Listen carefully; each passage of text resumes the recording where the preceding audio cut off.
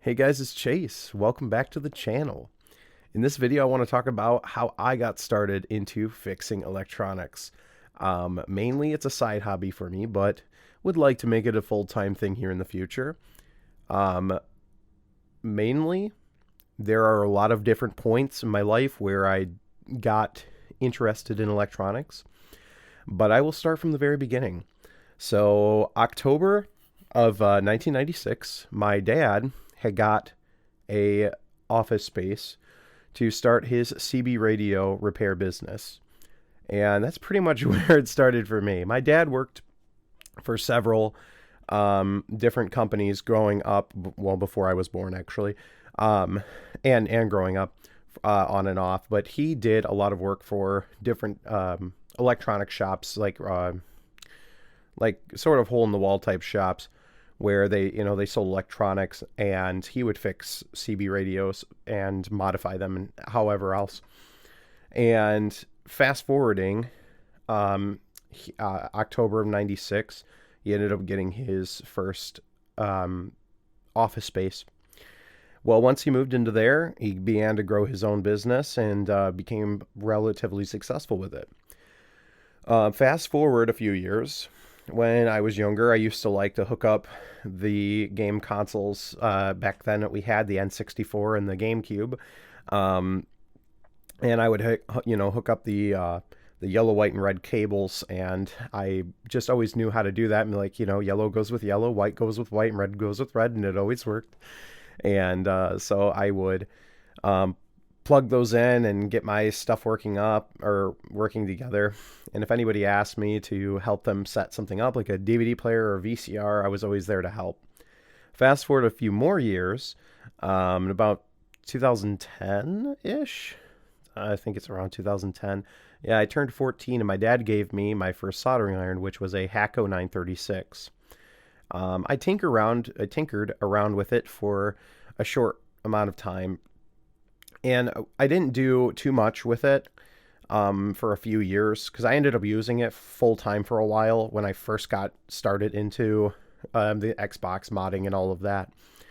But I tinkered around with it for a few years, and it wasn't something that I really found interest in, which, believe it or not, that's literally the truth.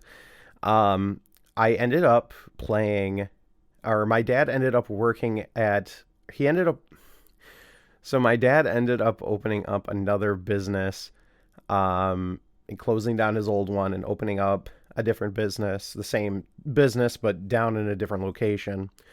And at this truck stop, there were these machines where you could put in $1 and win like an iPad or an iPod or something like that. And they actually had an iPod Touch in this machine. It was called a Barber Cut Lite. So I think I put about $3 into it, and I ended up winning the iPod. Well, I had heard the term jailbreaking, and I wasn't sure really what it meant.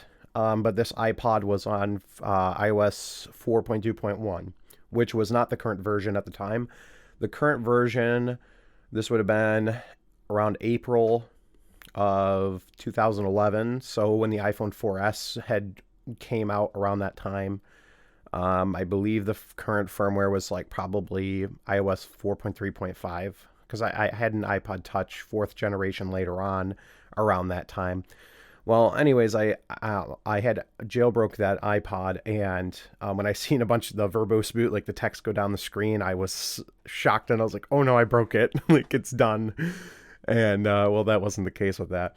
I knew basically nothing about what I was doing, but I thought it was really cool. Well, fast forward a few more years. I knew about jailbreaking iPods very well, and I was very knowledgeable with boot ROM exploits and things like that. And I had asked for a PS3 for Christmas, and my parents got me one, and it was model CECH 3001A. So it was a 160 gig model PS3.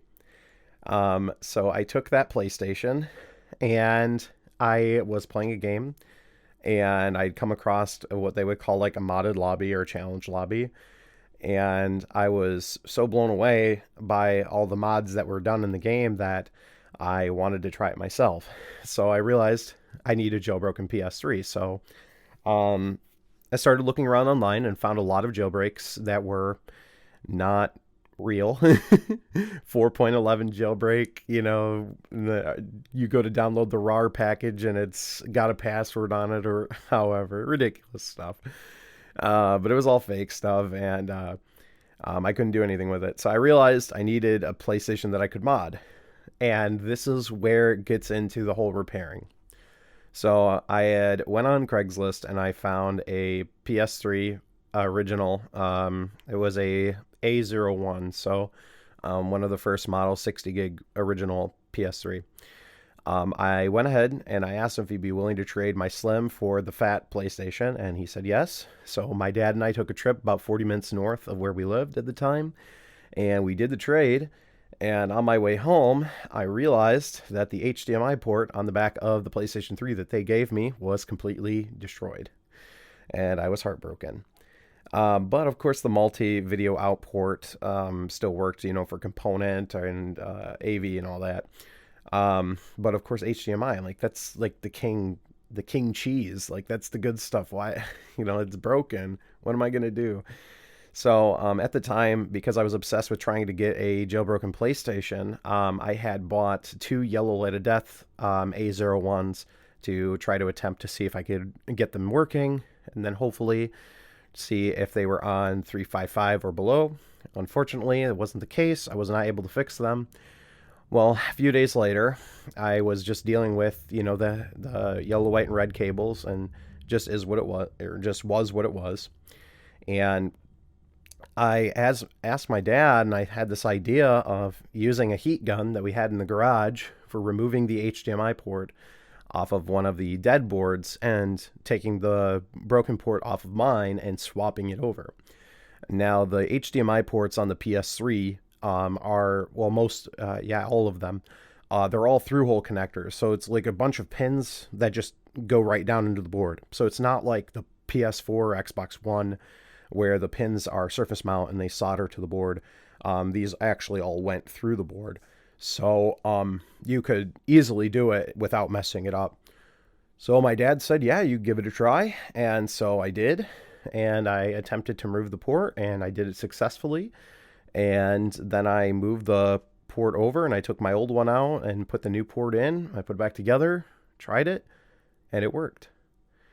And that was the very first of being able to fix a PlayStation 3 and my journey forward. Now, since then, I've gotten out of the modding scene because of piracy reasons. Obviously, I became a Christian a few years later, and so I'm no longer involved in any of that. But it's part of the story. It's how I got started into fixing. Electronics in general. And then, obviously, through the years, I got my microscope and higher end equipment for soldering and testing with multimeters and all sorts of different stuff. So hopefully it's shed some light on my life and how I got started. And hopefully I can make another video that can go in further depth in different stories on how I have done different things. And I can tell you my life experiences. I appreciate you guys checking out this video. If you guys could hit the like button and the subscribe button, leave a comment down below as well. If you like this video, I appreciate it, you guys. I will see you guys in the next video. Take care.